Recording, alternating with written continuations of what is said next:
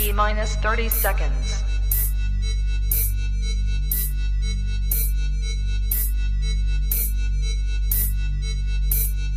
T minus 20 seconds.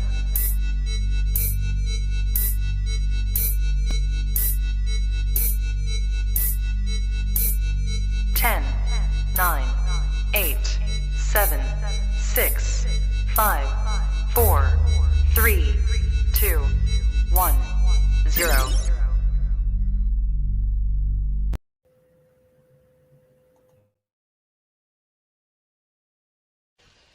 I don't have to tell you things are bad. Everybody knows things are bad. It's a depression. Everybody's out of work or scared of losing their job. The dollar buys a nickel's worth. Banks are going bust. Shopkeepers keep a gun under the counter. Punks are running wild in the street, and there's nobody anywhere who seems to know what to do, and there's no end to it. We know the air is unfit to breathe, and our food is unfit to eat. We sit watching our TVs while some local newscaster tells us that today we had 15 homicides and 63 violent crimes, as if that's the way it's supposed to be. We know things are bad, worse than bad. They're crazy. It's like everything everywhere is going crazy, so we don't go out anymore. We sit in the house, and slowly the world we're living in is getting smaller, and all we say is, please, at least leave us alone in our living rooms. Let me have my toaster and my TV and my steel-belted radios, and I won't say anything. Just leave us alone. Well, I'm not going to leave you alone. I want you to get mad. I don't want you to protest. I don't want you to riot. I don't want you to write to your congressman because I wouldn't know what to tell you to write. I don't know what to do about the depression and the inflation and the Russians and the crime in the street. All I know is that first, you've got to get mad. You've got to say, I'm a human being. My life has value.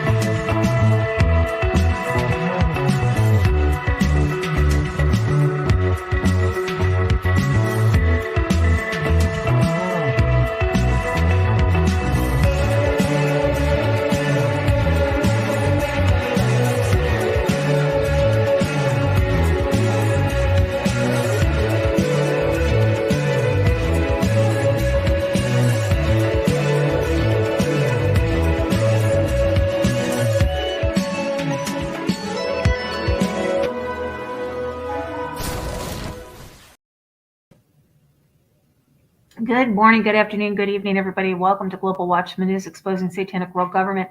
I hope you guys are all doing well.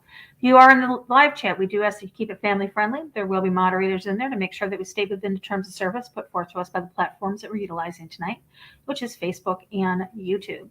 If you're new to the channel over on YouTube, welcome. Take a minute and hit that subscribe button, hit that bell so you know when we go live. If you are new over to the Exposing Satanic World Government or ESWG 2.0, welcome. Please like the page. Please share on your social media. Let's help us build back up our community. So I hope you guys, again, are all doing well. I apologize for last night. I went for my echocardiogram yesterday, and I was really, really very tired last night. So I do apologize for that. I probably shouldn't have done it on the day that I knew that I was going to be out and about. So anyway, so here's part 3 of the things that they don't tell you in school about the United States banking system. Just a little bit of a recap on the last parts 1 and part 2. We started out with the goldsmiths, how they were the original bankers, how people would collect gold and silver and they would take them into the goldsmiths, and the goldsmiths would put them in the vault and they would give them pieces of paper. They would tell them how much gold or silver they had. what you would do is you would take that piece of paper into the goldsmith and you would exchange it for whatever it was, however much you wanted. And, that's how the first banking system worked as far as modern day. People decided that it was easier to exchange these pieces of paper than it was to go to the goldsmiths and carry around large quantities of silver and gold. So that's actually how the paper money started, modern day paper money started. Then we also talked about the formation of the United States, how the Revolutionary War wasn't exactly what we thought it was. We went up and we were talking about different presidents and how the bottom line was basically the people running the show were the ones that owned the banks. Back then it was Amsel Rothschild and his cohorts, Chase's and all of those guys. And so when the first bank charter came to the United States, they came here. Well, before that, Benjamin Franklin was over in Europe. He went back over to Britain, and he was asked about the monetary system over here. And he said that it was working, that there was no people in the street. There was nobody that was homeless. There's nobody that was hungry, that we had a good, sound financial system going on here. Well, they couldn't have that. So that's when the first bank came over here. Pretty much fell apart by then. Every president that started to go against the rechartering of the banks, they were assassinated. Then we moved on to the Civil War. You can remember before there was income taxes, what happened was they relied on kind of like the honor system. Each state or each colony gave a certain amount willingly gave a certain amount to the federal government based upon how many people lived in the colony and based upon the farmland. And when that was starting not to work, the states were reneging on the money, and so then they decided that they were going to have to introduce the IRS. So we'll go up to the Civil War. We learned something very interesting about the Civil War. The Civil War wasn't only fought between the North and the South, but it was also fought between the United States and Britain. And Russia was on our side. At that time, Abraham Lincoln, the Russian Navy, set up out on our borders, on our shorelines, our coastlines, ready and willing on the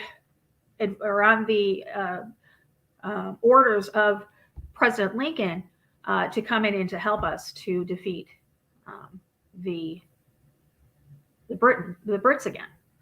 Okay, so it wasn't just from the North and it wasn't just for the South. So we moved into going into bankruptcy. We learned that the United States has 4 bankruptcies. We've only learned about the first 2 right now. Let me pull them up, and you'll notice the wording on it. So the first one was in 1789, and it was finalized in 1793. It was changed from the Confederate government to the Constitution for the United States of America. Notice that it's for, and notice that the U is not capitalized. The Constitution after this, every Constitution after this, is not legal. It's not ratified by the people. It wasn't put before the people. It wasn't voted on. So we're going to get into that. Also, you'll notice that every 70 years, the United States files bankruptcy. That's because it's just like a corporation. Corporation files Chapter 11. They have what's called as restructuring. They usually get a new name. They usually get a new board of directors. They usually, have a certain amount of time to pay back the money. And it's 70 years for the United States corporation. So every 70 years, the loan markers come due and we don't have the money.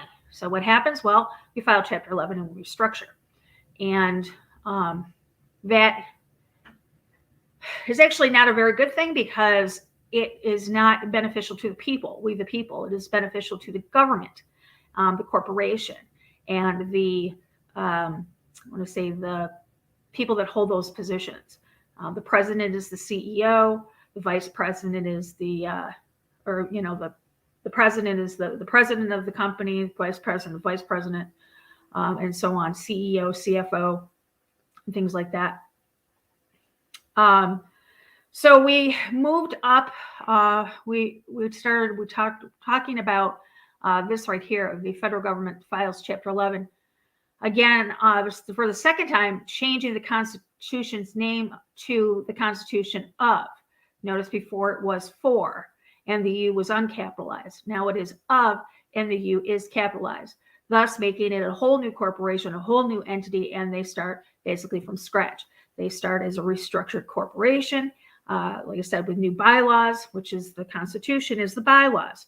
If you guys don't know about bankruptcy law, it's very interesting. You should take a look at it, because you will understand a little bit better what this means for the United States and filing this chapter 11.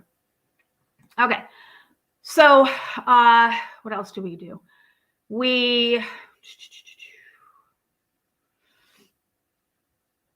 I think that's it. Okay, so we're going to start right now at 1871. Let me pull it up.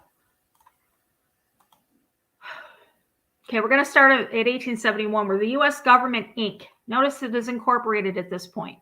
That is what happened with the first restructuring. It became the U.S. government, Inc. And it uses its second constitution as its bylaws, just like any other corporation. This is what they do. So let me pull it up on my phone so I can read it a little bit better for us.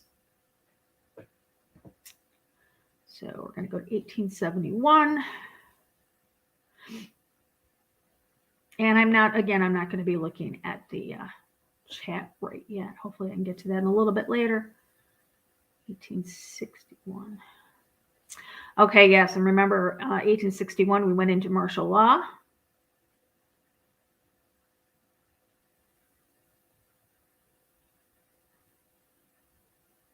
I'm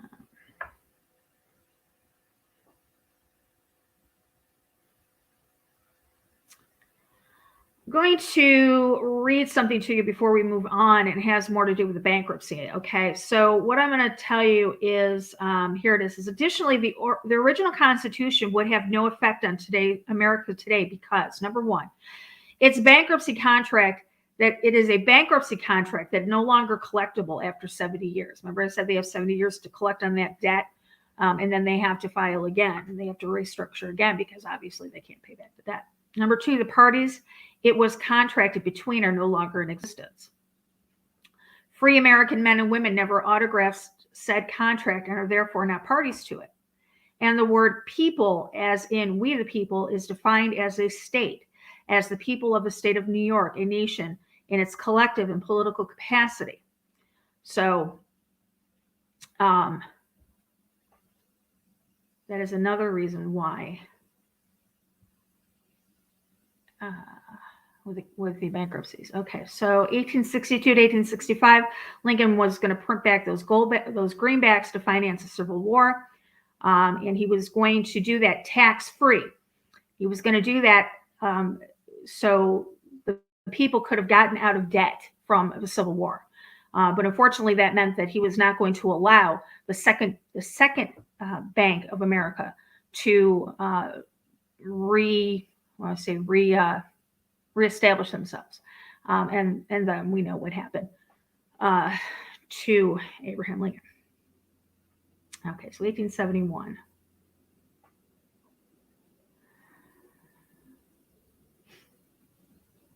I just don't want to pass it. Give me a minute. 1865, Lincoln was assassinated. Andrew Jackson was elected for president. He passed the Contraction Act, and it should be right after this. Okay, so 1871 was also the year that that Ulysses S. Grant formed the District of Columbia. Again, like I told you before, if you are not familiar with Article 1, Section 8, Clause 17, you should really look into it. It talks about the 10 square miles. That is actually corporate in the United States. Okay, 1871, the U.S. government, Inc. uses second constitution as its bylaws. Upon the reorganization of the United States Government Corporation in 1871, the second constitution was adopted, I'm going to put that back up on the screen for us here. Right here. The second Constitution was adopted by the U.S. government corporation and as its bylaws and was called the Constitution of the United States. So it wasn't even really a constitution. It was the bylaws of a corporation. The Constitution will be continuously eroded due to the fact that America was fast on its way and now is owned stock, lock, and barrel by the private consortium of international bankers, contemptuous of any freedoms or sovereignties intended by our forefathers. This was accomplished by design. The original Constitution was for the United States of America, is no longer in place, nor was it ever applicable to any U.S. citizen.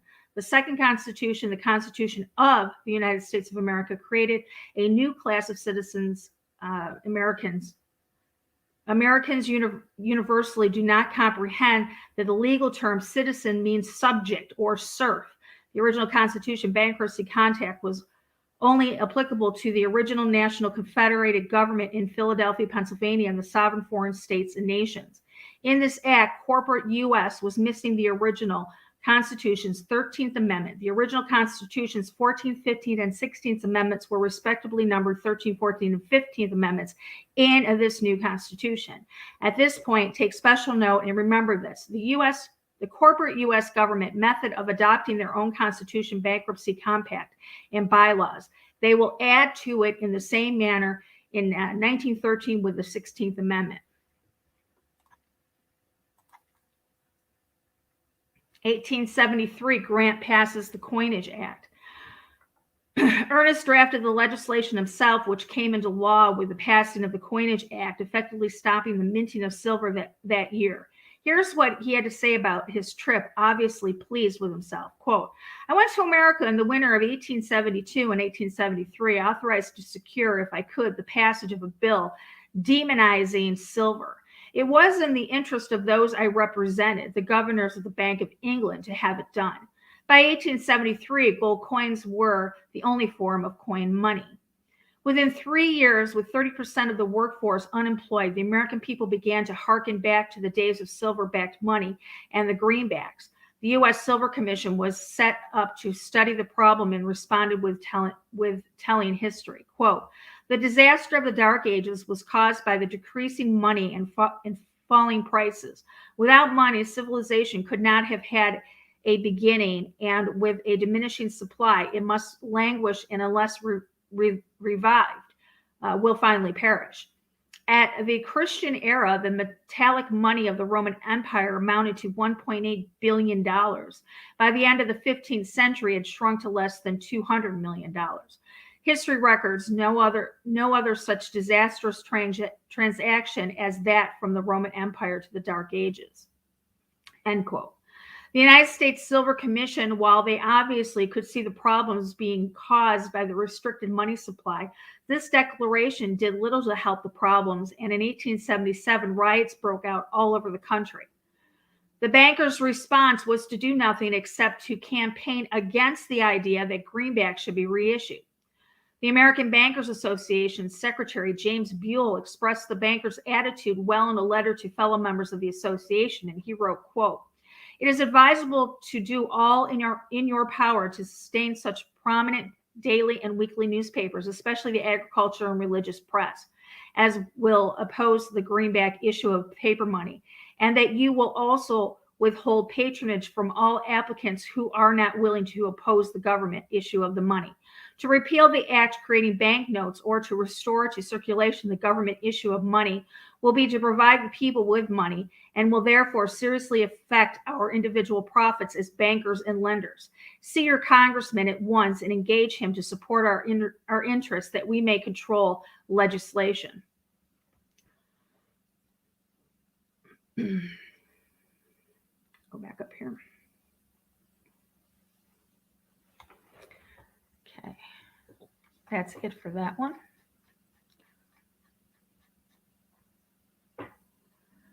Okay, so we're going to pick up at 1876 to 1900.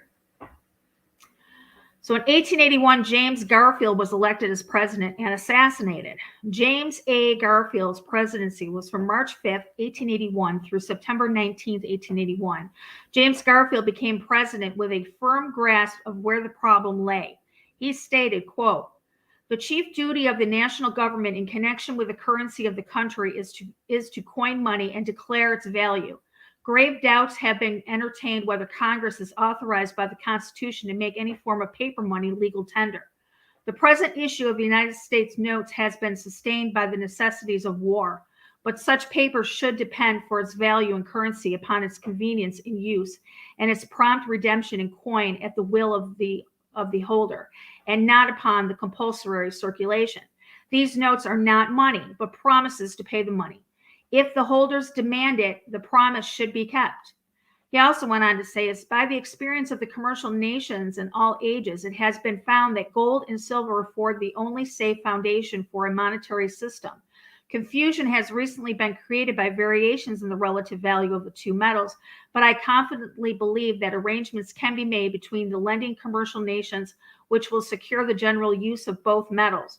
Congress should provide that the compulsory coinage of silver now required by law may not disturb our monetary system by driving either metal out of circulation. If possible, such an adjustment should be made that the purchasing power of every coined dollar will be exactly equal to the debt paid power in all of the markets of the world. Whoever controls the volume of money in any country is absolute master of all industry and commerce. And when you realize that the entire system is very easily controlled one way or the other by a few powerful men at the top, you will not have to be told how periods of inflation and depression originate." 1897 to 1901, William McKinley elected and was assassinated. Hold on a second. So Garfield was assassinated, and now we've got McKinley. William McKinley's presidency was from March 4th, 1897 through September 14th, 1901. In 1896, William McKinley was elected president in the middle of a depression-driven debate over gold-backed government currency versus banknotes borrowed at interest from private banks. McKinley favored gold-backed currencies and a balanced government budget, which would free the public from accumulating debt. He said, "Our financial system needs some revision. Our money is all good now, but its value must not further be threatened. It should all be put upon an enduring basis, not subject to easy attack, nor its stability to doubt or dispute. Our currency should continue under the supervision of the government. The several forms of our paper money offer, in my judgment, a constant embarrassment to the government and a safe balance in the treasury." McKinley was shot by a quote-unquote out-of-work anarchist on September 14th, 1901 in Buffalo, New York, succumbing to his wounds a few days later. He was succeeded in office by Theodore Roosevelt. 1873, 1893, and 1907, J.P. Morgan orchestrates bank panics. This is where they start controlling and pulling back the money. They would put up the interest rates to where people, when they would loan it at low interest rates, and then they would, over the course of time, they would raise the interest rate so high that the people, mostly farmers, couldn't afford to pay for it. What they would do is they go in and they would buy up the land at pennies on the dollar, put the farmers out of work, get the land back, put the money back in circulation, let the depression ease out, and then start selling the land all over again, because that's what they do. Although currency had become more stable as a result of the National Banking Act of 1863, financial panics orchestrated by the elite bankers, and the resulting bank runs continued to threaten the United States economy.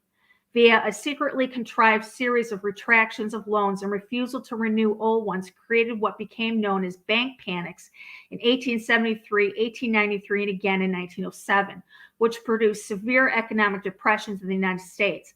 This gave impetus to growing numbers of Americans calling for bank reforms.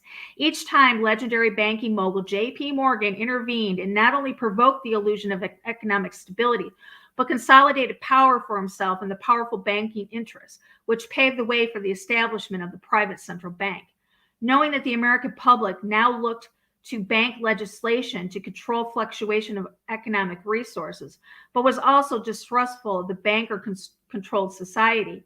The large banking interests were now poised to carry out one of the most audacious deceptions ever perpetuated against the American public and so-called Federal Reserve System. Okay.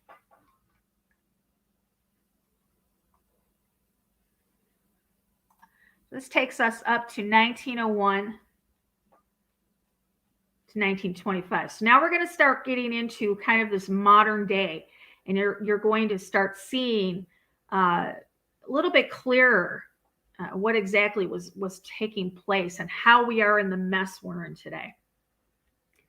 So in 1910, the international bankers met to establish a decentralized central bank. In response to the J.P. Morgan-caused bank panic of 1907, the Aldrich-Vreeland Act of 1908 was passed to provide for an issue of emergency currency during widespread financial crisis. Okay. Kind of reminds us of the payments that the government has been doling out to people, giving everybody a false sense of security. It's exactly what they did back in the late 1800s, early 1900s, and it's exactly what they're doing right now. So the fact that people are getting comfortable with the way the economy is right now, you should be looking at it the opposite way, saying that we are in a bubble again, and it's just going to take one hit from the banks to burst that bubble and put us right back into the Depression era. Okay, let's go on. The National Monetary Commission was also established under this act to develop a more durable solution to the nation's banker-contrived problematic financial and banking practices. The commission, under the direction of Senator Nelson Aldrich, proposed a banker-controlled plan. Aldrich's daughter married John D. Rockefeller Jr., and his son Winthrop served as the chairman of the Rockefeller's Chase National Bank.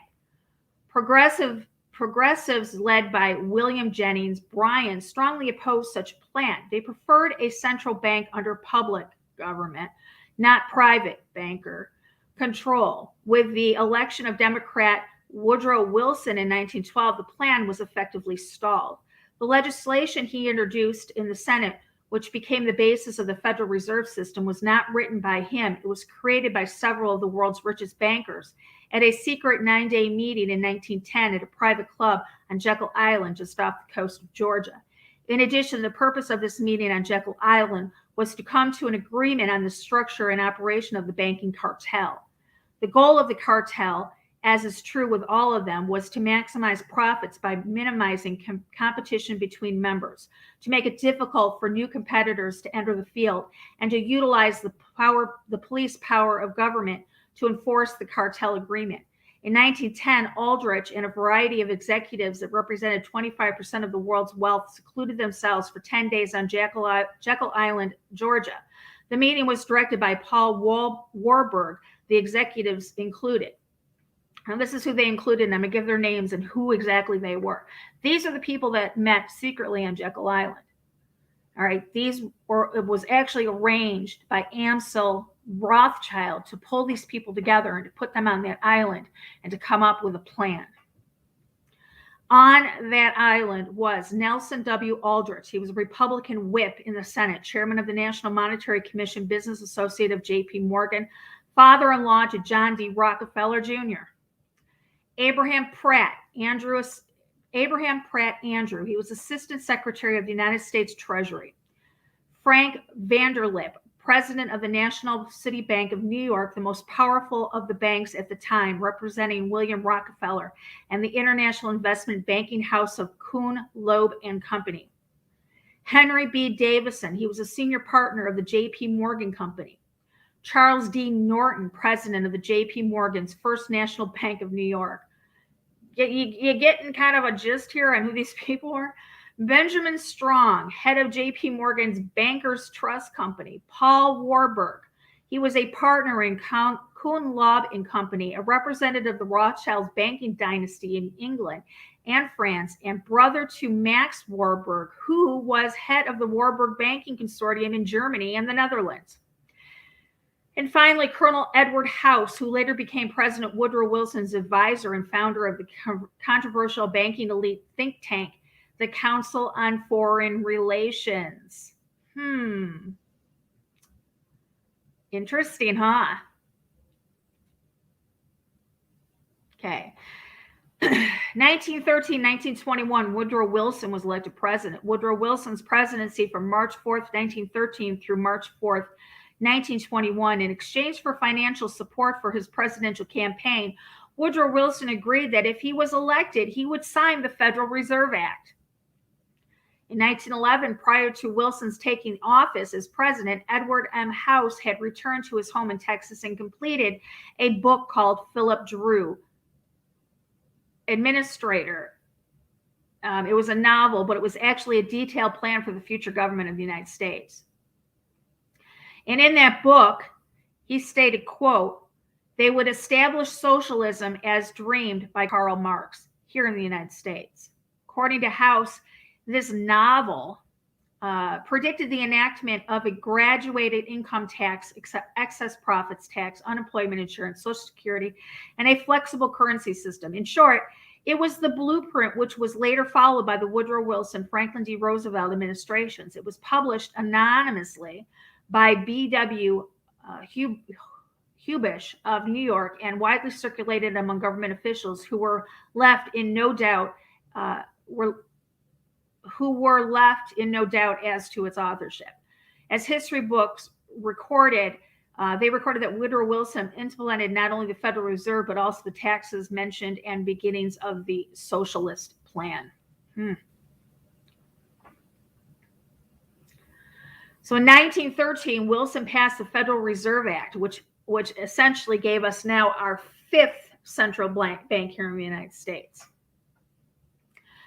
With the intention of developing a workable central banking solution, President Wilson turned to Chairman of the House Committee on Banking and Finance, Representative Carter Glass, and a former Washington and Lee University professor of economics, H. Parker Willis. By December of 1912, they had presented Wilson with a draft proposal. For a year, this plan was debated, contested, and modified, then renamed. The outcome was touted as a classic example of compromise, which established a decentralized central bank that balanced the competing interests of private banks and populist sentiment. The true effect was to renew endless debt payments to the big money private bankers who repeatedly create endless amounts of monetary credits backed by nothing to be lent at will to the United States government, whom would repay in real gold-backed money, of course. On Sunday, December 23rd, 1913, 2 days before Christmas, the most of Congress was on vacation. President Woodrow Wilson signed the Glass-Owen Act, Federal Reserve Act, into law. The Federal Reserve System name itself had been carefully chosen to deceive Americans. Additionally, it is set up as get your pens out for this, we're going to look this up. The Federal Reserve is set up as the Puerto Rican Canon Law Trust, as their modeling, adding stock and naming it a joint stock trust. While federal implied public control, it is in fact owned by private shareholders. Reserve suggested it would hold reserves Reserve suggested it would hold inner reserves to protect the banks, but has no hard assets, only bonds and other instruments of debt. And as we will see, a fiat money system was chosen to give the illusion of not being a single central bank, although all decisions are decreed from the New York Fed. Wilson would later express profound regret over his tragic decision, stating, this is what he's quoted as saying, I am a most unhappy man. I have unwittingly ruined my country. A great industrial nation is controlled by its system of credit. Our system of credit is concentrated. The growth of the nation, therefore, and all our activities are in the hands of a few men. We have come to be one of the worst ruled, one of the most completely controlled and dominated governments in the civilized world. No longer a government by free opinion, no longer a government by conviction and the vote of the majority, but a government by the opinion and duress of a small group of dominant men. By November 16, 1914, the Reserve Bank Organization Committee had selected 12 cities throughout the United States as sites for regional reserve banks, the existence of which served to conceal the fact that there was now a United States central bank. The Federal Reserve System then began operations as the European hostilities erupted into World War I. So essentially what they did is they disguised the name. They made people feel like that it was a government entity, which we know that the Federal Reserve is not a government entity. It's a privately owned corporation. They also made it look, when they put the satellite offices in all of these cities across the United States and made it and put them under the federal umbrella, it made people believe that these were federally funded banks, that these were backed by gold, that we had the money to do this, when in reality all they were doing was printing out money. It had no value whatsoever. It wasn't backed by gold anymore. It wasn't backed by silver anymore. There was basically nothing to secure these loans. Hold on a second, I need to take a drink.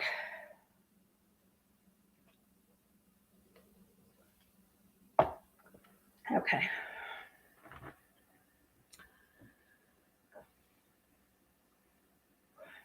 The international banker controllers of the Federal Reserve System.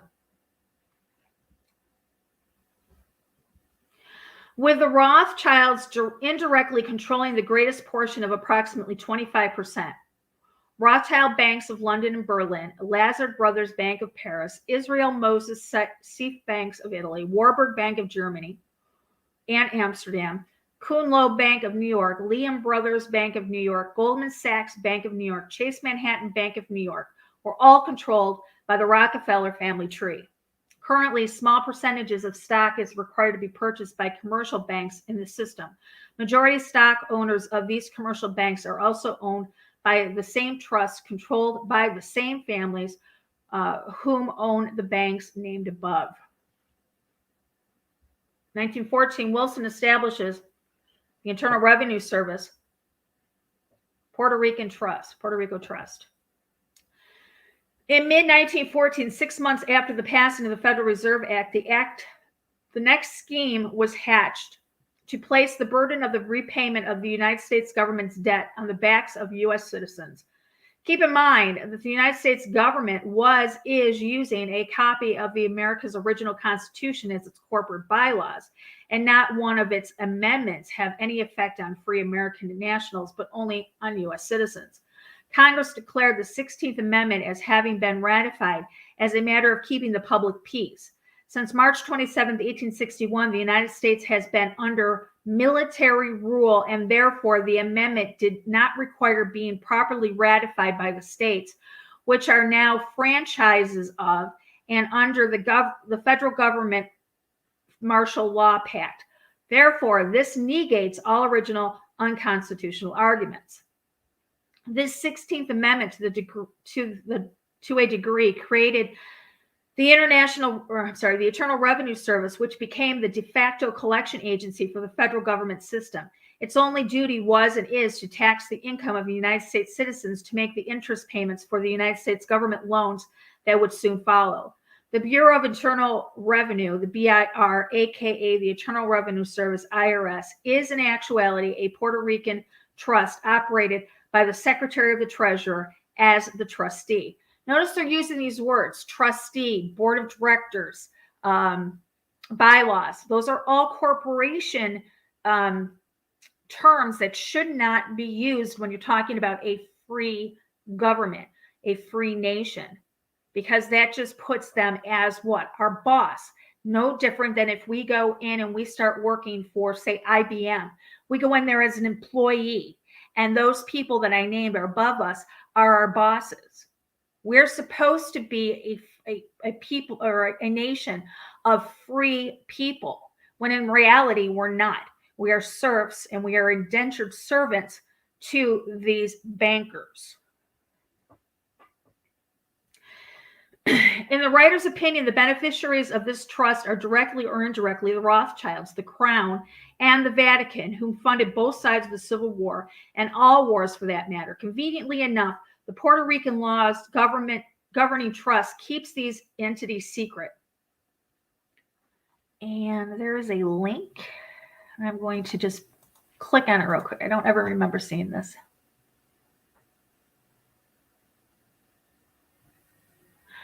Wow, I'm going to show you this because I knew this, but I'd never seen it in black and white, or I never had the proof to show anybody. So check this out. IRS forces U.S. citizens to pay a percentage of their taxes to the Queen of the UK deep state. Why would we be paying anything to the Queen? Why would we be paying anything to the Crown? Well, I can tell you, because we did not win our freedom against the Crown. What we did was these bankers, they did some sort of backroom deal with Britain, and the people were lied to. That's another thing. If you're not into it, you should really take a look at martial law, canon law, admiralty law, and look at exactly what all that stuff means as far as with the Queen or with the Crown. And also look at attorneys and lawyers when they take the bar exam. We as laymen know it as the bar exam, but for the people in the know, it's called the British bar exam. It's because what they do is they take allegiance again to the Crown.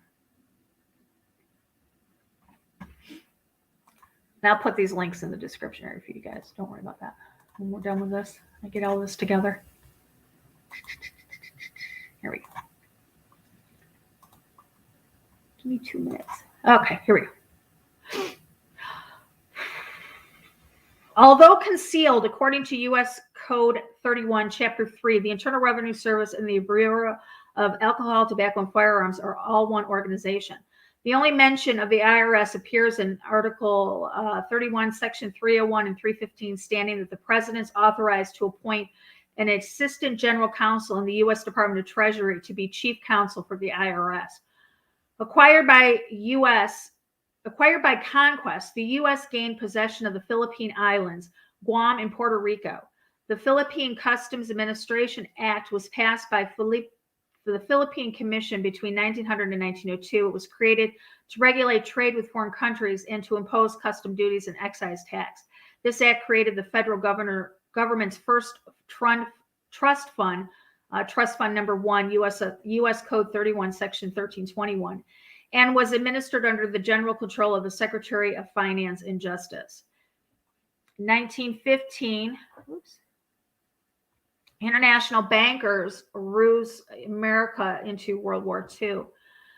With the outbreak of war, emergency currency issued under the Aldrich-Vreeland Act of 1908 allowed the United States Federal Reserve banks to lend newly created money at will. Concurrently, the Reserve Bank's ability to discount bankers' acceptance allowed the United States, though officially neutral, to aid the flow of trade goods to the European war effort. After 3 years of fighting, Germany had nearly destroyed England. The Federal Reserve and the bankers that privately owned it had lent billions to the English and would stand to lose all if she were crushed. Additionally, the substantive purpose being the owners of the Federal Reserve would effectively sink the United States government corporation deeply into debt, continue its repayment in real gold-backed money, so as to renew receivership of all government assets when it files an inevitable bankruptcy. The impeccable solution appeared to be pulling the U.S. into the war. The U.S., however, would not fight unless first attacked. So what happened? They had to pull us into the war somehow. In 1915, J.P. Morgan and his banking associates established their plan to have the British liner, the Lusitania, with 128 American passengers on board, laden with gunpowder, cruise right through the middle of the wartime shipping lanes in order to be sunk by a German submarine, thus bringing the U.S. directly into the conflict. Yep, that was a complete textbook definition of the term false flag. It was done by the United States purposely to make it look like it was sunk by Germany in order to get us to get mad and to enter into World War I. And it worked. It worked. And with the United States officially declaring war on Germany in 1917, financing our own war efforts would produce astronomical profits for these private institutions. Thanks to a new income tax and IRS, taxpayer money would now flow like never before into the hands of private bankers as the government taxed the citizens and paid the interest on to finance the war.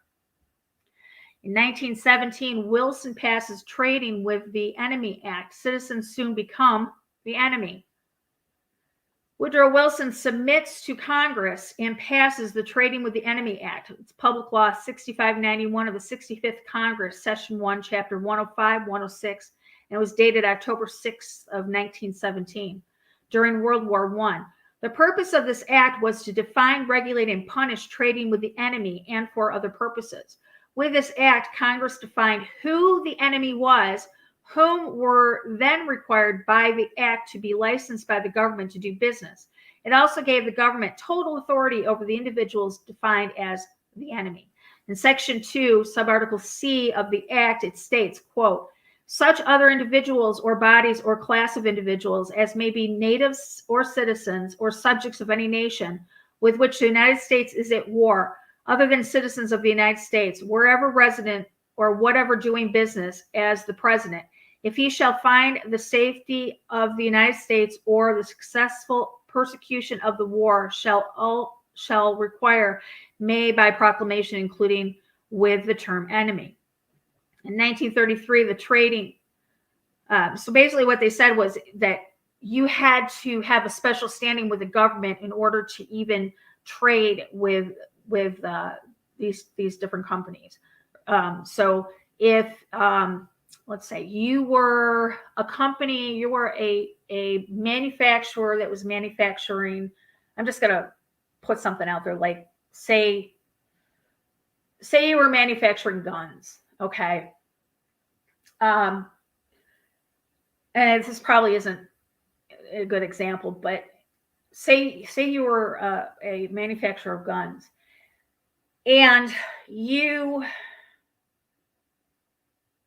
did not have a contract with the government to manufacture guns for the war, but you were a private company and you manufactured guns for private citizens. You were essentially you could essentially be charged with giving weapons to the enemy. If that makes sense. You had to have a contract with the government because what you manufactured had to go to the government.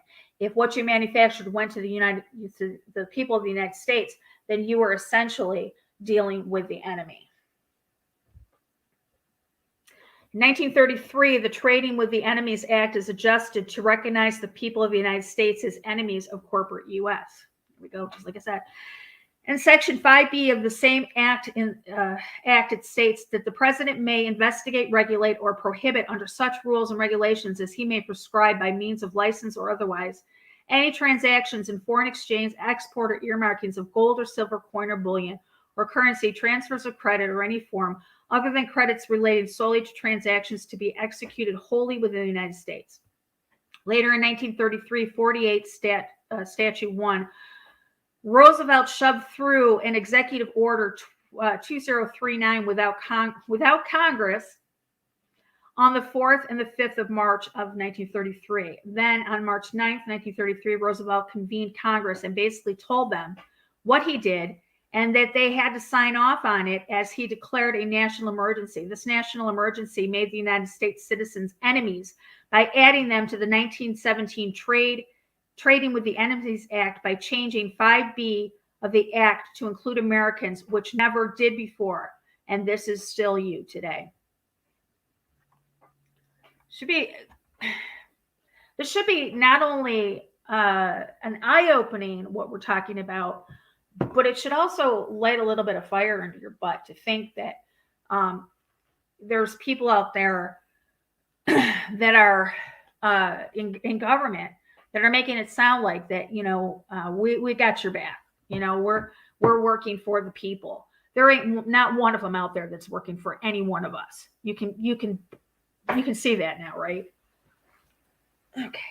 Sorry, I'm going to put my sweater back on. I'm cold. 1919, globalists form League of Nations Treaty of Versailles. The forerunner to the United Nations and the international bankers' one world government was the League of Nations. It was created under the Treaty of Versailles in 1990. Many believe the idea of the UN creation was due to the Second World War, but it wasn't. A plan for global control through a well-disguised body of peeps started long before 1945. The League of Nations was an intergovernmental organization created at the Paris Peace Conference that ended the First World War. Development of international organizations due to conflict in this way of trickery. The UN would be created in 1945 as a result of World War II. Anytime there is a global conflict, something is created out of that conflict to give the illusion that whatever is created out of that conflict is a direct solution to that conflict. Have you ever thought that the ones who created the conflict are doing so in order to promote the solution? Problem, reaction, solution, guys. That is exactly what we're seeing. Handing our will over to those who look to take advantage of us, to those that are not in service to others, but to themselves. The League of Nations was created by the Rockefeller family. They were responsible for funding the entire operation. At the same time, the International Labor Organizations was developed, which is and was heavily funded by the Rockefeller and Rothschild's families. It is clear that the Rockefeller and Rothschild's families both created the United Nations. Without them, the development of this global organization would not be possible.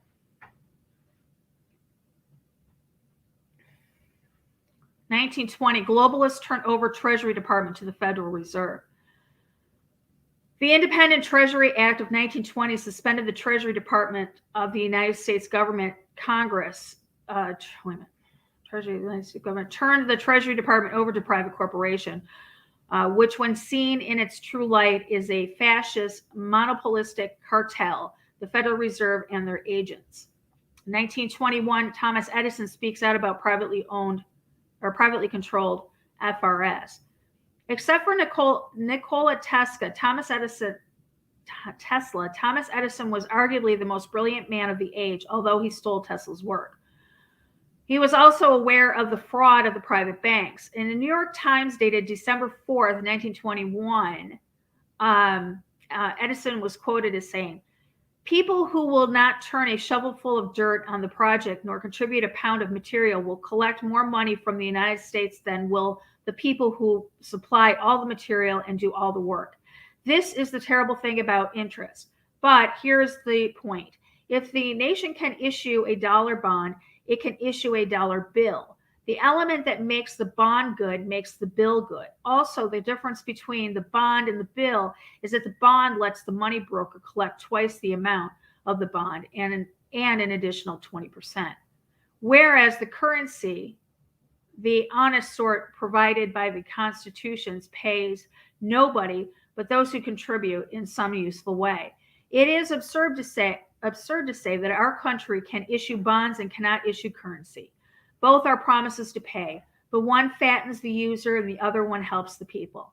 If the currency issued by the people were no good, then the bonds would be no good either. It is a terrible situation when the government to ensure the national wealth must go in debt and submit to ruinous interest charges at the hands of men who control the fictitious value of gold. Look at it another way. If the government issues bonds, the brokers will sell them. The bonds will be negotiable. They will be considered as gilt-edged paper. Why? Because the government is behind them. But who is behind the government? The people.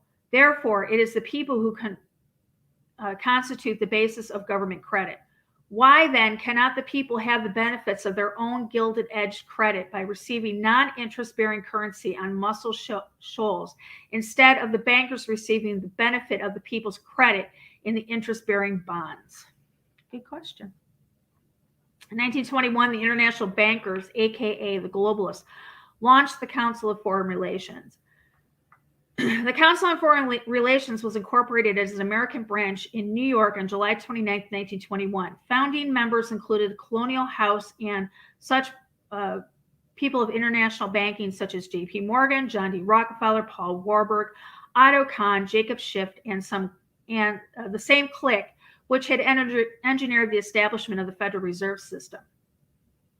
And that was according to the Gary Allen in the October 1972 issue of American Opinion.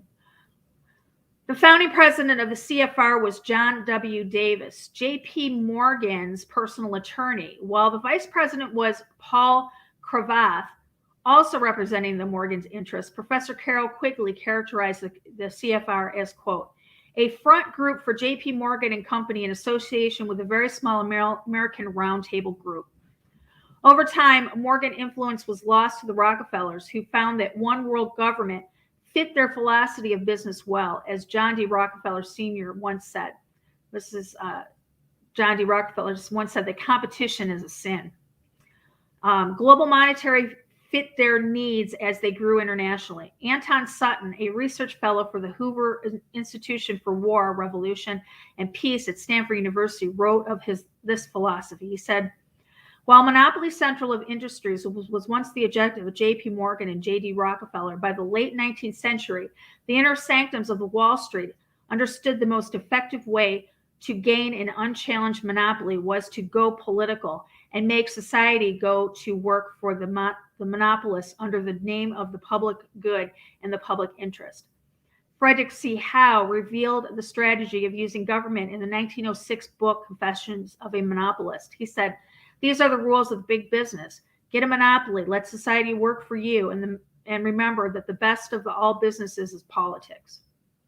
As corporations went international, national monopolies could no longer protect their interests. What was needed was a one-world system of government controlled from behind the scenes.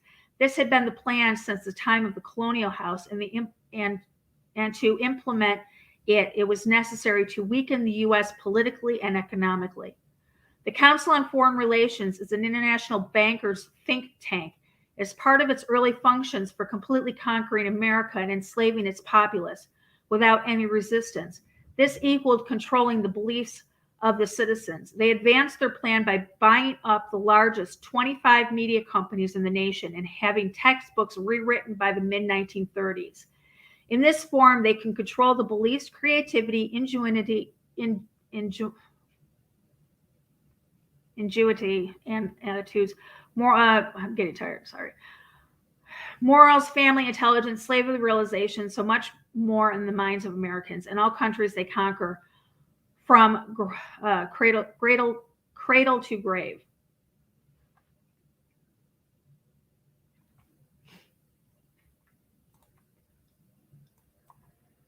Okay, 1920s. Newly circulating debt money spurs the roaring 20s. The defeat of Woodrow Wilson by Warren Harding ushered in an unprecedented period of prosperity known as the Roaring 20s. The primary engine for this economic expansion was the Federal Reserve's flooding of the economy with newly created debt money borrowed by the government during World War II. From 1914 through 1919, the FRS counterfeited or created and lent to the U.S. government an amount equal to the country's previous gold-backed circulating money, thereby doubling the country's money supply. Subsequently, fractional reserve banking allowed the Feds to increase the money supply by more than 62% between 1920 and 1928. Money was plentiful, and the steady increase in bank loans, coupled with the worry-free attitude of the American public, propelled a continued rise in the economy. Stock market speculation was rampant, and businesses expanded and became strung out on easy credit. Concurrently, the Fed, under the direction of Benjamin Strong, head of the New York Fed, shifted toward a monetary policy of open market operations. Under the guise of stemming a potential recession in 1923, the Fed made a large purchase of government bonds. This purchase strengthened the public perception that expanding credit and introducing more currency into the system would have a more stabilizing effect on the economy then would dependence on a gold standard. In actuality, when the Fed buys government bonds from the public, the economy will shrink by 10 to 33 times the purchased amount, depending upon the fractional reserve rate that the currency is. At the same time, Strong further consolidated the power of the Fed by promoting a policy of relations with the Bank of England and other international central banks. The Fed and its conglomeration of huge international member banks had now set the stage for the most massive ripoff of the nation's economy to date. Here's where this old modern thing, you guys will be able to see where it's coming into play. 1922, globalists initiate eugenics for depopulation. In 1922, Margaret Sanger wrote The Pivot of Civilization with an introduction by eugenist H.G. Wells. He wrote, "The Rockefeller Foundation enthusiastically support the concept of eugenics, which encourages the production efforts of those deemed to have good genes while discouraging or stopping procreation by undesirables. But Rockefeller and the others were anxious to go even further to mold America's breeding patterns along evolutionary lines. John D. Rockefeller Jr., per the advice of Raymond B. Fosdick, provided financial backing for Margaret Sanger's Planned Parenthood movement. Sanger, a feminist and birth control activist, established the first family planning clinics in New York City. Several U.S. foundations financed eugenic research, including the Carnegie Institution, which funded Davenport's eugenic studies at Cold Spring Harbor, and the Rockefeller Foundation, which gave grants in the 1930s for eugenic research at the Galton Laboratory and University College in London and to Cornell Medical School in New York. Advocates for population control and the study of eugenics included Theodore Roosevelt, Charles Wilson, president of Harvard, and Irving Fisher, president of Yale and president of the Eugenics Research Association in the 1920s, plus a host of other very public vocal figures. President Theodore Roosevelt appointed Oliver Wendell Holmes Jr. to the U.S. Supreme Court, where he served from 1902 to 1932. Holmes was an advocate for selective breeding and issued the sterilization verdict in the case of Carrie Buck in 1927. He said, "It is better for all the world if, instead of waiting to execute degenerate offspring for the crime or to let them starve for their imbecility, society can prevent those who are manifestly unfit from continuing their kind. The principle that sustains compulsory vaccination is broad enough to cover cutting fallopian tubes, and 3 generations of imbeciles are enough." Wow. What did I just read?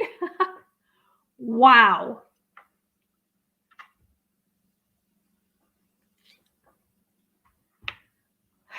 Sir Frederick Pollock, a Pilgrim Society member and law professor in Oxford, was the editor of Law Quarterly Review from 1885 to 1919. He was in close communication with Harvard executor Oliver Wendell Holmes Jr. during a 60-year period of time. Researcher Charles Sauvé maintains that the Pilgrim Society was closely connected to America's Supreme Court for more than a century. The Rockefeller Foundation financed what is known as psychiatric genetics, a new specialty. The foundation structured medical training in Germany included managing the Kaiser Wilhelm Institute for Psychiatry and the Kaiser Wilhelm Institute for Anthropology. Eugenics and human hereditary under the direction of Swiss psychiatrist Ernest Rudin, supported by his trusty protege Ottmar Verschachner and Dr. Franz Kallmann. In 1932, the British eugenics movement appointed Dr. Rudin as president of the Worldwide Eugenics Federation. The eugenics movement promoted the killing or sterilization of burdensome individuals that Henry Kissinger referred to as the useless eaters. Rockefeller funded the Kaiser Wilhelm Eugenics Institute in Germany, founded in 1927.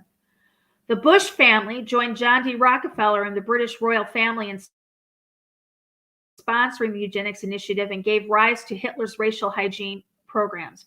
Prescott Bush was later found guilty of trading with the Nazis during World War II.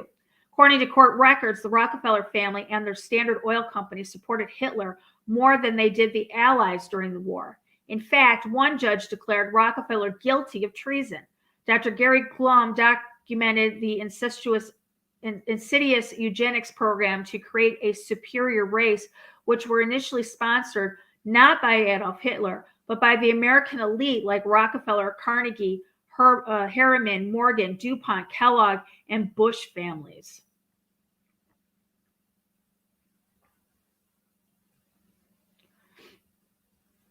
Okay, we're going to go to 1926.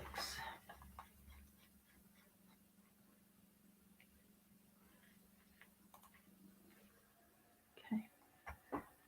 1926 to 1950. So in 1929, the Federal Reserve causes the Great Depression. Okay, here is where you guys need to start paying attention, because this is the exact playbook they are going to use now. Okay. I'm sorry, I am not looking at chat, but hello, everybody. Okay, so in August of 1929, the Fed began to tighten the money supply continually by buying more and more government bonds. At the same time, all the Wall Street giants of the era, including John D. Rockefeller and J.P. Morgan, divested from the stock market and put all their assets into cash and gold. Soon after, on October 24th, 1929, the large brokerages all simultaneously called in their 24-hour call loans. Brokers and investors were now forced to sell their stock at any price they could get to cover these loans. The resulting market crashed on Black Thursday was the beginning of the Great Depression. The chairman of the House Banking and Currency Committee, Representative Louis T. McFadden, accused the Fed and international bankers of premeditating the crash. He said it was not accidental. He declared it was a carefully contrived occurrence created by international bankers to bring about the condition of despair so that they might emerge as the rulers of us all. He went on to accuse European statesmen and financiers of creating the situation to facilitate the reacquisition of the massive amounts of gold which Europe had lost to the U.S. during World War I. He was murdered by poison shortly thereafter at a political banquet on October 3rd, 1936. In a 1999 interview, Nobel Peace Prize winner, economist and Stanford University professor Milton Friedman stated, quote, "The Federal Reserve definitely caused the Great Depression," end quote. Almost immediately, the international bankers foreclosed on over 2/3 of all American privately owned land, mostly farms, and were put up as collateral for call loans taken out by Americans, unaware of the fiat currency scam that had been in play for 16 years. I'm going to read that over because I kind of fumbled on it, but it's very important. Almost immediately, the international bankers foreclosed on over 2/3 of all American privately owned land, mostly farms, that were put up as collateral for the call loans taken out by Americans, unaware of the fiat currency scam that had been in place for 16 years. That's what I said. Told you guys what happened was that they went in and they called in the markers. Now these farmers who have been farming this land for generations could not pay back the loan. They had no money. So what the banks did is they went in and they bought up 2/3 of the land of the 2/3 of the agriculture at pennies on the dollar. So can you imagine? Say you were going to buy this plot of land for like $5,000, and you've been paying on it. You've been paying on the interest, but you have not paid on the principal because you couldn't really afford to pay on the principal. So all these years and all these generations, you've been paying on the interest, and all of a sudden the bank says, by January 1st, you need to come up with whatever it was, $4,000 or whatever it was that you owed.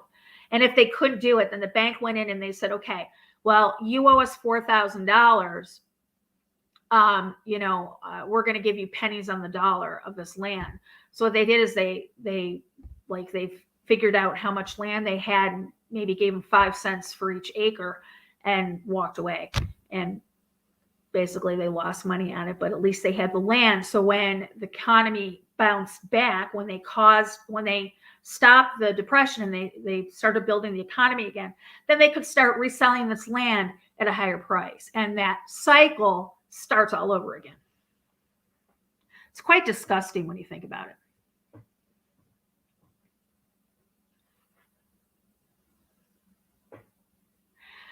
In 1931, secret depopulation experiments began on unsuspecting Americans. The history of the secret chemical, biological, and nuclear experiments conducted by the United States government upon its own unsuspecting people is incredible. Covering the entire 20th century beginning in 1931, this voluminous list details the numerous secret and sinister experiments that harmed, tortured, and killed American citizens without their knowledge. The pamphlet was originally distributed during the mid to late 1900s. By both left and right wing civil and human rights activists. 1932, the House of Representatives, Louis T. McFadden speaks out, and guess what? He's assassinated. Go figure, right? Louis T. McFadden was a member of the House of Representatives in the 20s and 30s. He was the chair of the House Banking and Currency Committee during the 20s. He used his position in Congress occasionally to crusade against the Federal Reserve. He said, quote, "Mr. Chairman, we have in this country one of the most corrupt institutions the world has ever known. I refer to the Federal Reserve Board and the Federal Reserve Banks. The Federal Reserve Board, a government board, has cheated the government of the United States out of enough money to pay the national debt. The depredations and iniquities of the Federal Reserve Board and the Federal Reserve Banks acting together have cost this country enough money to pay the national debt several times over. This evil institution has impoverished and ruined the people of the United States and has bankrupted itself and has practically bankrupted our government. It has done this through defects of the law under which it operates, through the misappropriation of the law by the federal board and through the corporate practices of the money-eyed vultures who control it." At one point, McFadden started impeachment proceedings against the entire board of the Federal Reserve. Not too surprisingly, there were 3 attempts on McFadden's life, 1 shooting, 2 poisonings, the second of which was successful. Although still officially declared as heart failure, newspapers of the time reported, quote, "Now that this sterling American patriot has made the passing, it can be revealed that not long after his public utterance against the encroaching powers of Judah, it became known among his intimates that he had suffered 2 heart attacks against his life. The first attack came in the form of 2 revolver shots fired at him from the ambush as he was alighting from a cab in front of one of the Capitol hotels. Unfortunately, both shots missed him, the bullets burying themselves in the structure of the cab. He became violently ill after partaking of food at a political banquet in Washington. His life was only saved from what was subsequently announced as a poisoning by the presence of a physician friend at the banquet, who at once proceeded a stomach pump and subjected the congressman to emergency treatment. 1933 to 1945, Franklin Delano Roosevelt elected president. FDR presidency was from March 4th, 1933 to March 4th, 1945. Roosevelt was elected president in a campaign which ignored Hoover's Rothschild connections and his World War I record. Instead, Roosevelt blamed Hoover for the Depression, which had been set up by the Bank of England. Hoover stated in his memoirs, quote, in replying to Roosevelt's statement that I was responsible for the orgy of speculation, I considered for some time whether I should expose the responsibility of the Federal Reserve Board by its deliberate inflation policies from 1925 to 1928 under European influence and my opposition to these politics. Franklin Delano Roosevelt also wrote on October 21st, 1933, he said, the real truth of the matter is, as you and I know, that the financial element in the larger centers has owned the government ever since the days of Andrew Jackson. According to the book 100 Years,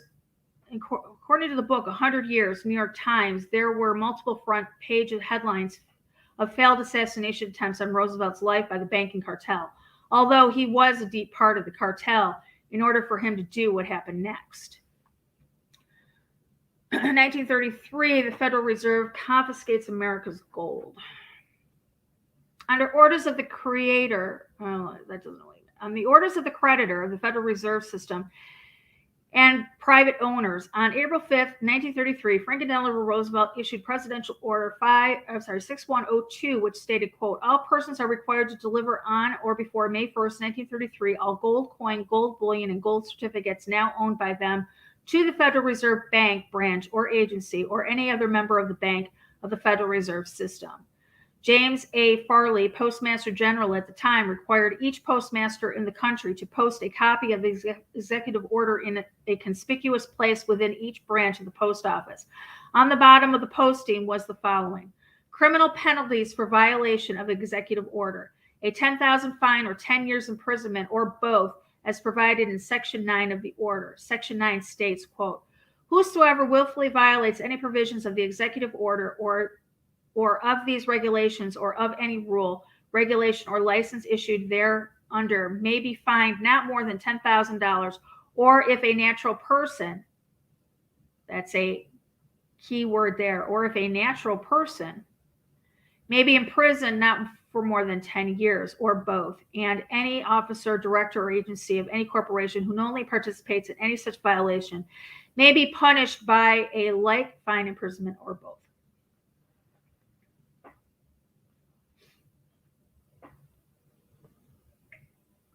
Executive orders and proclamations of the president normally had no direct effect upon free American nationals or their property, and instead normally constitute only directives or instructions to officers or employees of the federal government.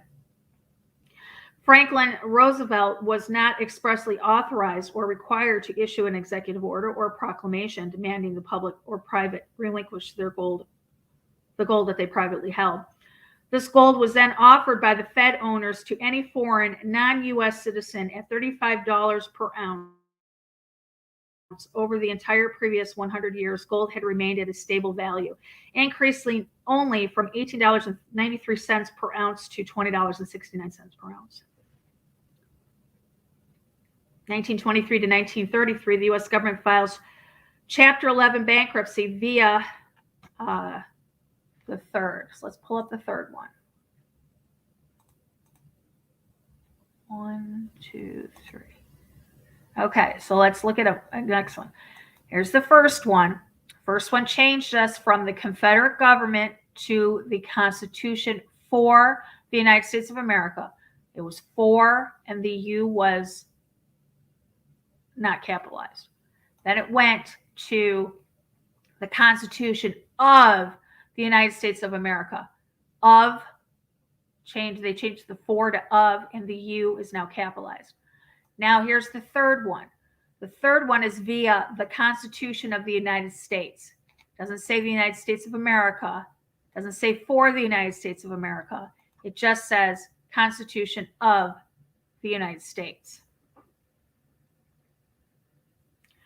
Since the creation of the Federal Reserve System, the U.S. government corporation had paid its loans to the FRS with lawful money exchangeable for gold. Once again, Since the creation of the Federal Reserve System, the U.S. government corporation had paid its loans to the FRS with lawful money exchangeable for gold. Once again, becoming insolvent and could no longer retire its debt, Franklin Delano Roosevelt effectively dissolved the de facto United States government by declaring the entity bankrupt and insolvent under Chapter 11 bankruptcy. Like the previous 1871 de facto federal government, a new corporate guidelines entity began. This newer U.S. government corporation, all of its assets became property of the international bankers whom controls the FRS. The bankruptcy started in 1929. Roosevelt came to office and immediately declared a bank holiday. Under the Emergency Banking Act, March 3, 1933, 48 Statute 1, Public Law 89-719, expressed in Roosevelt's executive orders 6073, 6102, 6111, and 6260, Trading with the Enemy Act, House Joint Resolution 192, Public Law 7310, of June 1933. There's a list of them. Which made all obligations, public or private, no longer collectible in gold. All of our gold was confiscated 2 months prior to be turned into the local FRS branch by May 1st, 1933, and therefore no real money existed from that point on.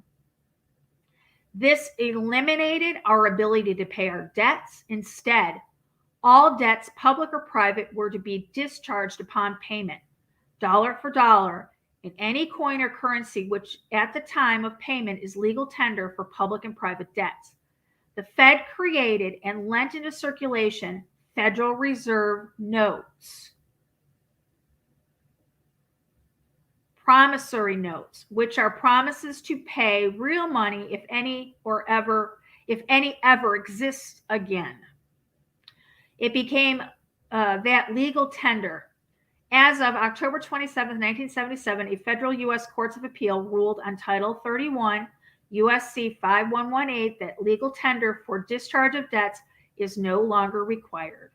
All free American nationalists residing within the Republic of States suddenly and falsely were expatriated via their birth certificates, and that's another show we'll get into, from their free status without their knowledge or consent, and their labor, souls, children, property, sweat, equity, and credit became the financial collateral for the public debt, which had been converted into public trust, which had been scripted after the ancient Roman trust. Scrip money, or negotiable debt instruments, was issued by a private corporation which is owned by a group of Sebastian European Jewish bankers, and which is known to everyone as the Federal Reserve System.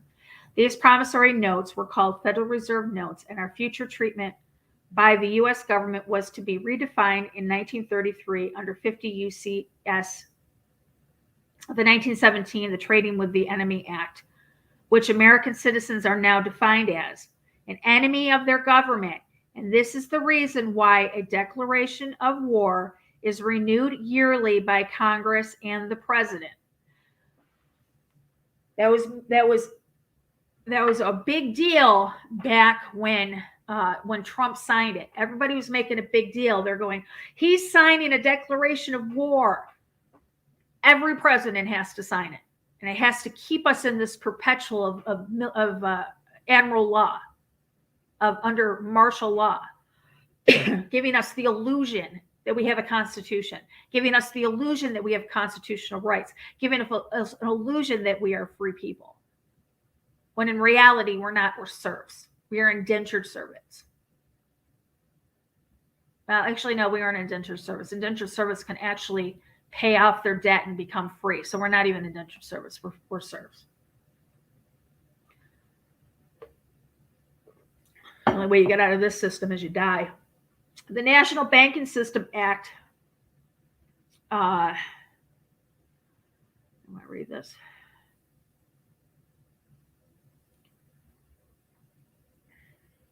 It just says what I said. Come on, why is it not moving now?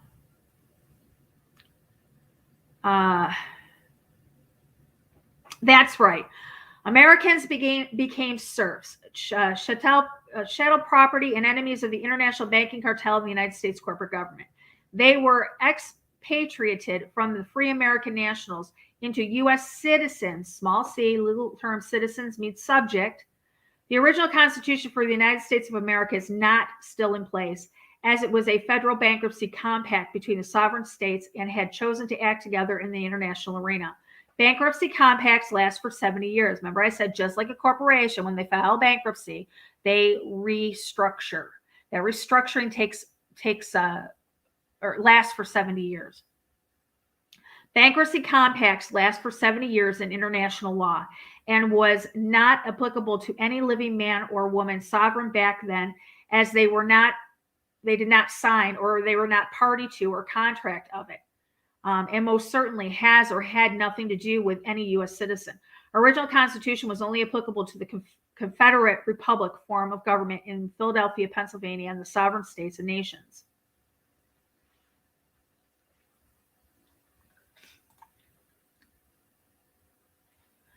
1933, globalist controlled Roosevelt launches a New Deal. FDR's most remembered program, the New Deal, could only be financed through heavy borrowing. In effect, those who had caused the Depression loaned America the money to recover from it. Then, through the National Recovery Administration proposed by Bernard Baruch in 1930, they were put in charge of the regulating the economy. FDR appointed Baruch's disciple Hugh Johnson to run the NRA, assisted by CFR member Gerard Swope. With broad structures to regulate wages, prices, and working conditions, it was, as Herbert Hoover wrote in his memoirs, quote, pure fascism, merely a remaking of Mussolini's corporate state. So the Supreme Court eventually ruled the NRA unconstitutional. FDR signed the Rothschild-funded dream of Karl Marx, the Social Security Administration Act, into law August 14th, 1935, which converted the Free Republic United States of America to the American Socialist States of America. A democracy, according to Karl Marx, democracy is equal to communism. This major thrust instituted pure fascism and socialism by passing all the following from March 4th, 1933 to June 28th, 1934. And this is what they did. They taking the nation off the gold standard. Reforestation Relief Act, Civilian Conservation Corps, Federal Emergency Relief Act, National Industry Recovery Act, Public Works Administration, National Recovery Administration, Farm Credit Act, National Labor Board, American Federation of Labor, that's the AFL, Civil Works and Administration, Gold Reserve Act to control the value of the dollar, Farm Mortgages and Refinancing Act, Federal Farm Mortgage Corporation, Export-Import Bank, Tidings and McDuffie Act, Homeowners Loans Act, Corporate Bankruptcy Act, Reciprocal Trade Agreement Act, Federal Farm Bankruptcy Act, National House Act, Federal Housing Administration, Federal Communications Commission to control the airwaves, Securities and Exchange Commissions to eliminate competitors to the private Federal Reserve Bank, Federal Deposit Insurance Corporation, Federal Crop Insurance Corporation, Federal Housing Administration, and the Tennessee Valley Authority. When FDR slides a second New Deal at the once free American people passed the following: American Relief Appropriation Act, Resettlement Administration, Soil Conservation Service, Works Progress Administration, Rural Electrification Administration, Public Utilities Act, National Labor Relations, Social Security Act, Revenue Act, Inheritance and Gift Tax, Neutrality Act, Soil Conservation and Domestic Atonement Act, Adjustment Compensation Act, Bank Heading Jones Farms Tenancy Act, National Housing Act, Agricultural Adjustment Act, Federal Core Insurance Corp., Chandler Act, Federal Bankruptcy Act, Civil Aeronautics Act, Food and Drug and Cosmetic Act, Fair Labor Standards, Neutrality Act of 1939, the Office of Emergency Management, Alien Registration Act, Selective Training and Service Act of Peace and Military Time Draft, United Service Organizations, Lend-Lease Act, Office of Price Administration, Fair Employment Practices Committee, Office of Scientific Research and Development, Office of the Censorship, War Labor Board, Emergency Price Control Act, Women's Auxiliary Army Corps, Office of War Information, Revenue Act of 1942 to increase income taxes. Shoe rationing begins. Rationing of canned goods begins. Office War Mobilization, Current Tax Payment Act to withdraw federal income tax from wages. Servicemen's Readjustment Act.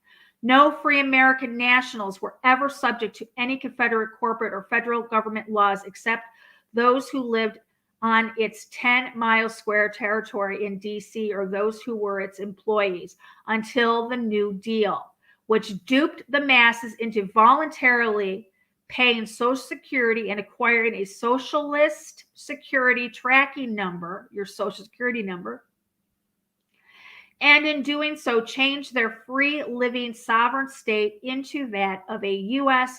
citizen. Now remember what citizen means. It means a serf. Now U.S. citizens are subject to well over 10 billion laws of the U.S. government corporation.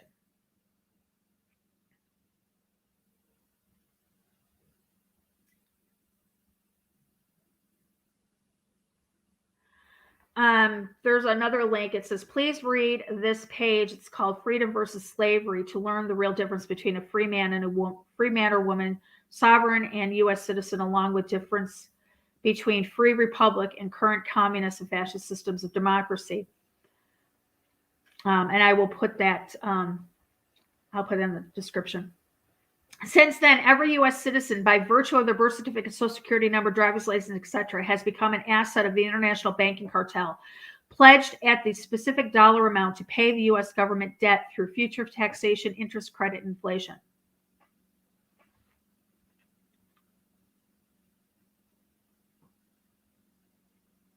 In 1934, your birth certificates became bonded warehouse receipts. Few people truly understand. Few people truly understand the word slave and slavery. The fact is, most dictionaries fail to provide an accurate definition of the word slave and slavery. Even Webster's 1828 edition of the English Language Dictionary failed in its attempt to define the true meaning of the word slavery. They said a slave is a person who is wholly subject to the will of another. Slavery is not a matter of being totally 100% subject to the will of another.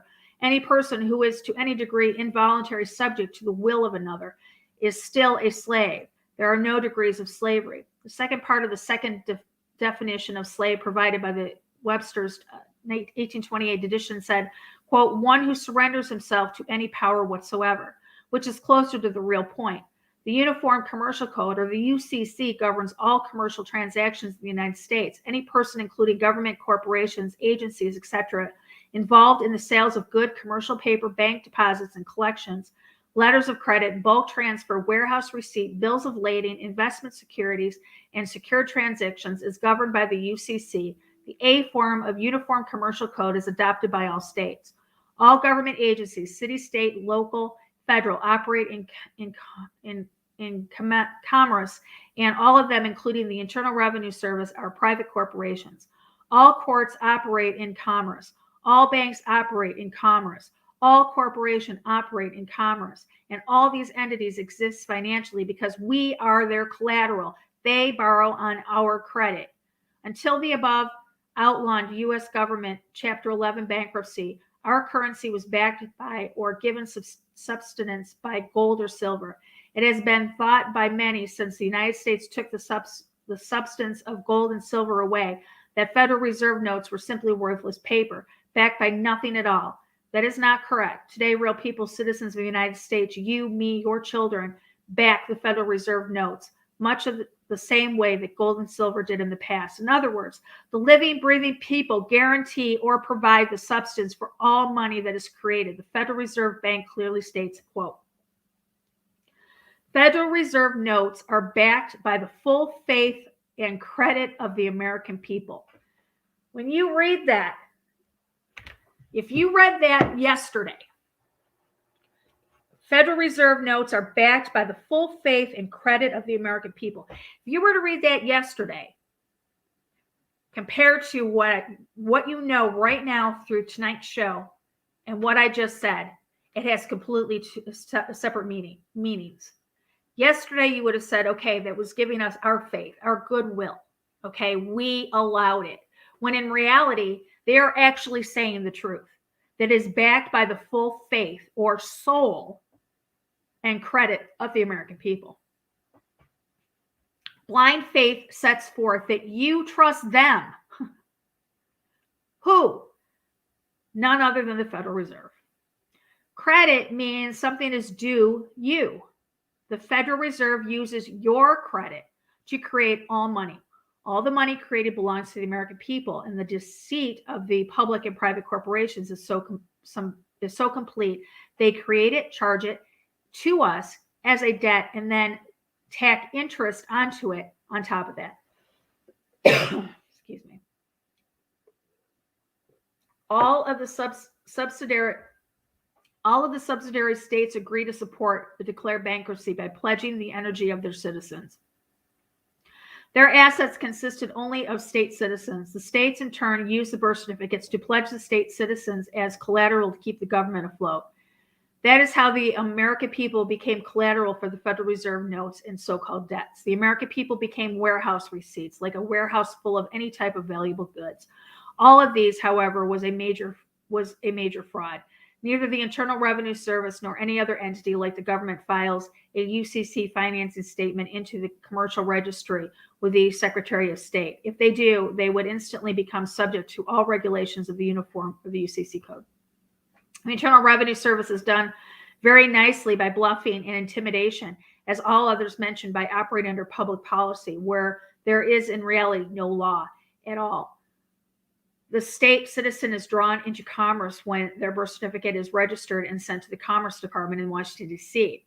This is where the American people become warehouse receipts upon which all of the money printed and circulated is created and guaranteed. In short, the American people became the collateral for all debts. The people, allegedly are government property. And it's funny because I just posted yesterday on Facebook. Do you ever wonder why suicide is illegal? Suicide is illegal because it is the destruction of government property. That is why suicide is illegal. Destruction of government property. Government is a fiction and an artificial person and deals with us as fiction or artificial persons only as stated before. To take this still to another level, let's use an example to explain and use the name of John Henry Smith. When John Henry Smith was born, his parents gave him the Christian name of John Henry, and he shared the name of Smith with all the other members of his family. He was born a living, breathing being. When his birth certificate was sent to the Department of Commerce, it was registered, and the government,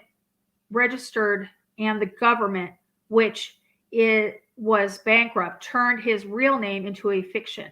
His new fictional name became capitalized, John H. Smith, in all capital letters, and he is registered as a corporation in the Puerto Rican Department of State Corporations.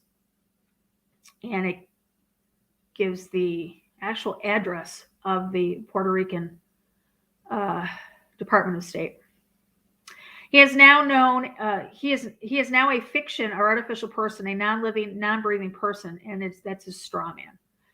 And that is another really good, but that's for another show.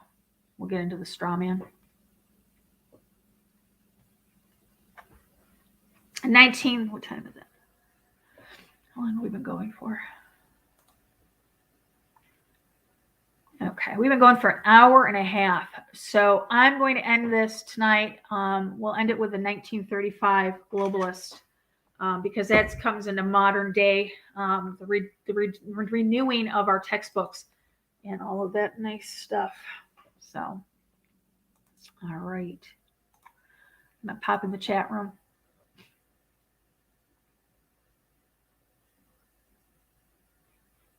Oh, a lot of people. Okay.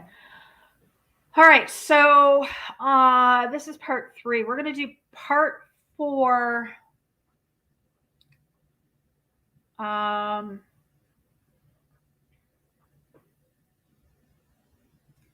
Maybe Sunday. If not Sunday, Monday. Dave's home. He's going to be home all week. I'm trying to remember when he goes back to work.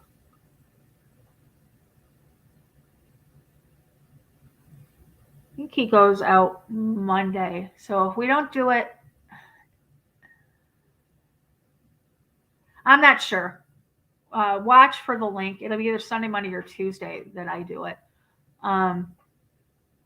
So yeah. All right. I want to thank everybody in the chat room. Thank all of our moderators. And as always, thank you to everybody who's joining us. I see a lot of new names. Welcome. Don't forget to hit that subscribe button, hit that bell so you know when we go live. If you're over on the page, I see there are a lot of people over on the page tonight. Welcome. Go ahead and give the page a like, share it with your friends. If you're not already in the group, I will post the link to the group on the page. It's called Nothing to See Here. And it's really hopping over there, actually. There's a lot of people taking part in conversations and posting a lot of good information on over there. So, all All right, guys, we will see you soon. God bless you all.